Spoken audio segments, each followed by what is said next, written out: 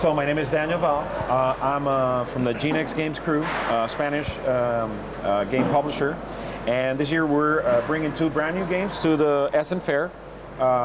One is this one. It's called Target Earth. And we also come with another one called Total Rumble, which we'll see in a bit. I'm Brett Harden, by the way, so Logical hey, nice Gambit to meet on you, BGG. And I replaced Doug so he could go run around and eat. All right. And pee. So Target Earth is a game simulating an alien invasion of planet Earth. You can see on the board depicted the 30 most important countries in a not too distant future, and economically speaking, of course. And so you're saying the U.S. and Mexico will still be here? That's what you're saying? Well, we hope so. Okay, good. And so the players control different factions of an alliance, a human alliance that resists the invasion. All right. The game is designed for 1 to 4 players, meaning it can be played solitaire. That's a good feature always, and it's got also 2 game modes. I'm going to introduce the basic game mode, which is basically a cooperative game. Okay. All right. There's the advanced mode. The advanced mode uses almost all the same mechanics as the basic game, but it's not only cooperative, meaning in the end, there's only going to be one winner, or everybody loses, or there's one winner. Okay, all excellent. Right? Okay, so the Us game versus the aliens. The game, the alien side has like a mechanism that does all the actions, and there's some random parts to it, but it's predetermined through the game. So that's why you can play it solitaire. Now. The game takes place in 7 turns, and each turn has 9 phases. Approximate time of play is around 90 minutes. Okay. You can bring that a little lower if you've played enough, or it can be 120 minutes if it's your first game. It depends a little bit. Okay. Okay. So. How does the game proceed? Well, there's nine phases. They're pretty straightforward. What you do first is add the income.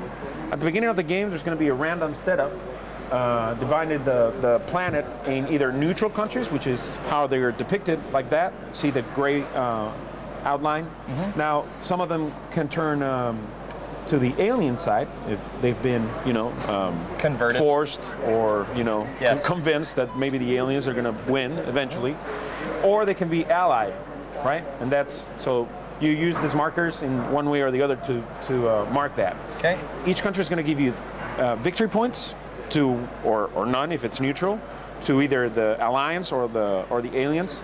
Also, it's going to give you money. The aliens don't need money, so this is only used for the humans. Okay, and then so you know what's on the other side. Yeah. Okay. And then there's also a diplomatic value. Now there's a phase where you can try to influence these countries to become part of your alliance, and we'll go into that later.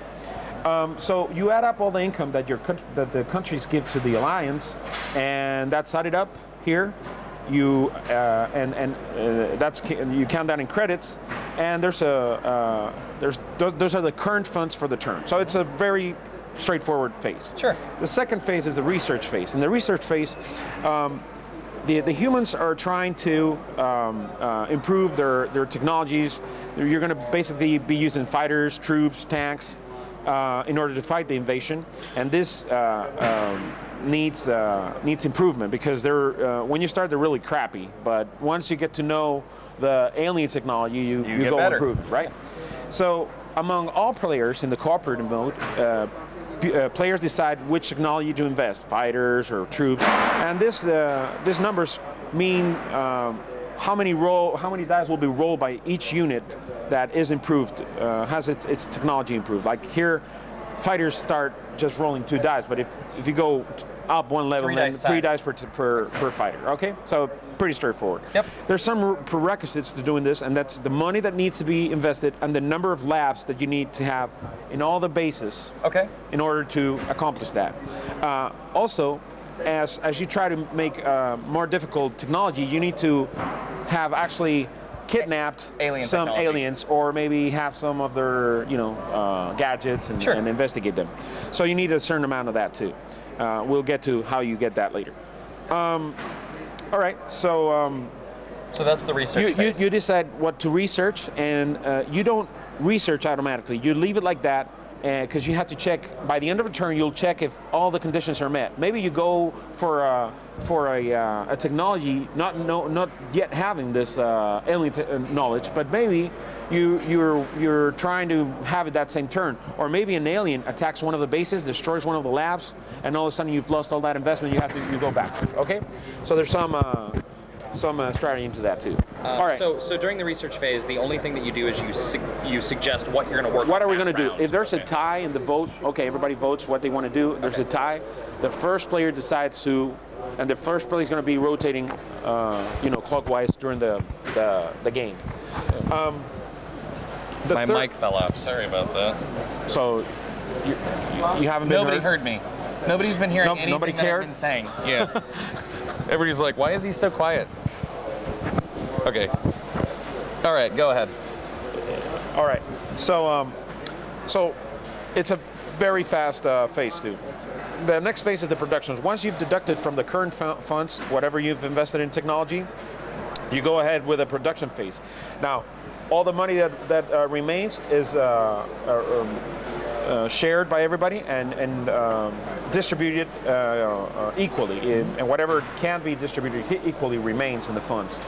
With the money, you have a table of costs here. Everybody's going to have this little display to construct their base and build up modules in their bases. Like here's a warehouse, here's a hangar, another hangar, and you do this in this grid, right? Okay. The costs are here. Most of the stuff just costs 2 credits. Troops are the cheapest thing, okay. And then the shuttles are 3 credits. Cool. So the next one after that's diplomacy? Yeah, after that it comes the diplomacy phase. Okay. Diplomacy phase is where players, once again, discussing among all, they decide which neutral country they're going to try to attract to the alliance, and they have to throw 2 dice and try to equal or beat this, or go higher than that number. Got so let's say we go for Germany. So we roll the dice, and it's 8. So we get it, and all of a sudden it gives us 4 victory points and 4 credits. That's it. Simple. So basically, Germany and England and Canada are all equal difficulty to protect. If they're all They're all 8s? Yep. Excellent. They It's are. good to know. Okay. See, they're the best, the most valuable countries. Are they're hard to make them align with you. Like the USA gives you a lot of victory points, a lot of credits, but hey, they're tough because Sure. Hey, we we're hate valuable. we hate aligning with people. That is very true. Japan is very hard to. China and India. There's the 4 superpowers. Okay. All right. So once you've decided what to go for, there's there's some modifiers. If at some point you get a lot of countries on your side, it's easier to convince the others to go in, right? Okay. So the more you have, the more you're going to have a +1 if you have over 10 countries, a +2 over 15 countries, etc. I'm sorry, I missed it. What's the winning condition of the game? All right. The winning condition is by the end of the 7th turn, the players have to have more victory points than the alien side. Okay. Plus, they have to have researched this last technology, the alien science technology, to the last level. If they haven't accomplished those 2 goals, then they lose. They all lose. Got it. All right. There's also a sudden victory condition, and that is if the alien has 50 points, over 50 points, and more points than the alliance, then they automatically win. Okay, cool. 2 fail conditions. Okay. UFO phase. The UFO phase. The UFO phase, depending on what phase you were in, you're going to draw a number of. In the first phase, it's going to be just 4 UFOs. Here are some of them, whatever can come out, and they're going to be coming randomly here. Okay. The first phase is saying 4. The next in turns 4 and 5, it's going to be up to 6, and then in the last 2 turns, it's going to be the 8 spots. They're going to be covered with aliens. Okay. Then after that, you choose from a bowl. This is a bowl containing only neutral, allied, or the bases of the players. You're going to pick from there randomly, and those are each UFO is going to attack one of these places, they're right? Attacking. Right. Okay. It could be one of the bases, one of the players' bases, the blue player in this case, right? That's under attack. And once this is done, the players can discuss what they want to do about it, right? Like, let's say, hey, we don't want to miss, we can't lose China. We can't afford it because that's a lot of points for the aliens. So what are we going to do about it? Everybody's going to have their fighters here, and they're going to decide how they're going to defend this situation, right? So you start sending your units and defending them. Once all the fighters have been assigned to different missions, then you start resolving them from left to right. Notice there's a need for radars in your bases in order to detect some of these UFOs, some of the flying saucers. If you don't have a certain amount, you can only fight them later on the ground. To be able to fight them on the air, you need a certain number of radars. So once the combat starts, it's really easy. Each alien has a number here in the lower right corner, and that says the number of dice you roll. In this case, 5. You roll 5 dice. Each 6 or 5 is a hit. So boom, 2 hits. Now, depending on the technology you have, that's why they don't have a number here. You see how many you're going to roll. In this case, it's going to be 2. Let's say there were actually two fighters. Okay. So two dice per fighter. Okay. There's another 2 hits. In case of ties, the UFOs win. The alien side wins. So these guys would lose one of these randomly. If they had succeeded, this guy would be out. Okay. And the whole UFO mission would have failed, and these guys would return to base. In this case, where just one remains, he has the option to either stay there or withdraw. Okay. If he withdraws, the UFO continues its mission. And if the UFO goes to China, then that's how these things flip? I'll tell you, we'll go into that later. Okay. Once you've resolved all the interceptions you've tried, then we move on to the mission phase. Okay. The mission phase, whatever, let's say the Swedish mission was destroyed and this 2 remain.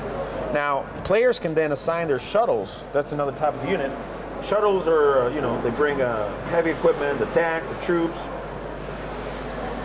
Basically, each of them can bring 2 troops and a tank. And that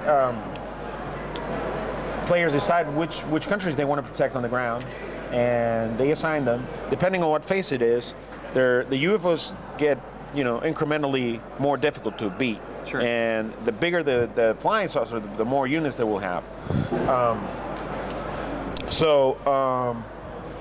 The way this would work is, let's say this is a medium flying saucer. That would be, if I can find them. This is a lot of components in this game. Sorry, it takes me some time. That's okay. So let me ask you a question while you're looking for that component. What's the cost at Essen here? This game is going to be, I don't know the exact price for the fair. I think it's going to be 40 euros, but it should be at, retail price is going to be 45. So there's a little discount here at the fair. Okay, and in the US it's going to be 45 USD? I don't know about that. Okay. So we'll have to talk so no US publisher yet? We are the publisher. Oh, you are the publisher. So okay. Gotcha. The game is actually in 4 languages, and the components that you've noticed, except for this, which come in English, it's all language independent. The cards, we haven't talked about the cards. We'll talk about them later. Okay. They don't have text. They're just icons, and then on the back of the rules you have what they do. But they're really easy to. A lot of them are pretty intuitive. And if I want to purchase the game, where do I go? Well, right now, I don't know. Okay. We're looking for a distributor and probably a retail store, maybe Funnigan Games, or maybe an online store. They should have it. Perfect. So, okay. So the missions works a little bit like the fighters. How are we doing with the time? 17 minutes. All right. It works a little bit like the fighters, against hits. The good thing about this is if you defeat the aliens, you get some alien knowledge, and that's one of the requisites you need to keep investigating them, and one of the victory conditions. Once everything is resolved, if the aliens are not stopped either on the air or the ground, they try to turn these countries into their side. And the bigger the UFO, the more likely that happens. Like what happens is this guy is going to have a diplomatic role against China. And it's going to have a +2. That's the other number on the counter. Mm-hmm. So it would roll 2 dice, and it needs a 7 or more. So it rolls 2 dice and 6. Hey, it didn't succeed, but there was a big chance. Also, human bases can be attacked, and that they can destroy your labs or your hangars, and you lose units. So this one means the blue player is going to get attacked? Yeah. Okay. Other players can go to the base and try to help him protect it. Okay, this is the basic mode. All right. Now the difference, just let me outline a couple of differences with advanced game mode that bring for me a total different level of complexity, which is really good. First of all, the turn order is really important in that game. Second, because all your actions, you can talk and say you're going to do one thing, and then when your turn comes, you might not do it, right? Sure. Yeah, I'll protect China. Don't worry. I'll bring my fighters there. Then it's your turn. You say, no. In the end, they're going to go to Sweden. What? You said you? Oh, too bad. Big or maybe you might even say, hey, they're not going out at all. I don't want to do it. Okay. The second thing is, each person is going to have a different character. They're going to use different generals, and they're all going to have a little bonuses for the game. The third difference is, in this game, as I was telling you, in the end you check if it's either a human alliance or a human alliance victory or an alien human alliance victory or an alien victory. Just as in the basic mode. But after that, everybody's gonna have earned some player victory points. Different to the victory points to determine victory of one side. Sure. You're gonna achieve counters. There's actually victory point counters that you keep secret for doing actions like defeating missions, shooting down flying saucers, and everybody's going to have a secret objective. In the end, you might want to have India as the leader of the humans, and so you want the board to have a certain alignment. You want India to be allied, and you get points if Japan is not, and the United States not, etc. So you have your secret agenda, right? And you want to get that amount of victory points at the end. And nobody really knows that unless your actions are really clear. Sure. Another way of getting victory points, we never got to the cards. It's a bunch of cards. Every turn you can play a card. This cards aid you in your mission. You can, it gives you bonuses. You roll more dice, or you might build a module in your base for free. Okay. You can actually try to do a diplomatic attempt in an alien country, which is not normally possible, etc. There's all sorts of things. Some of these cards actually have a star depicted on them. This means if you hold this card in the end, it's worth a victory point, but only per class, meaning I can't have like 3 of this and expect 3 points. All right? Okay. Also, the cards pretty much have a, here, in order to aid gameplay, it tells you the phase in which it can be played. So it's really simple to know where you can play it. Okay. And well, pretty much that's about it. That makes a big difference in how the game is played. All the time, people are not, doing a perfect cooperation to win the game. And in fact, the point that I like most is at some point, let's say you and I are playing the competitive mode, and I'm just winning you. I'm beating you by like 10 points. Well, all of a sudden you're not going to play because you don't want me to win. Sure. So let's both lose, right? Yeah. So I have to win by the minimum amount of points. I got to, look for an equilibrium where I can make you think that you have a shot of winning. Sure. So that's for me one of the good concepts of the game. Very cool. This is pretty much it. I hope you guys find it interesting. Yeah. And we're located on Hall 4, booth 119, and Hall 4, we're going to be showing this game, and we're going to be demoing it. And I hope you guys enjoy it. Okay, cool. Thank you.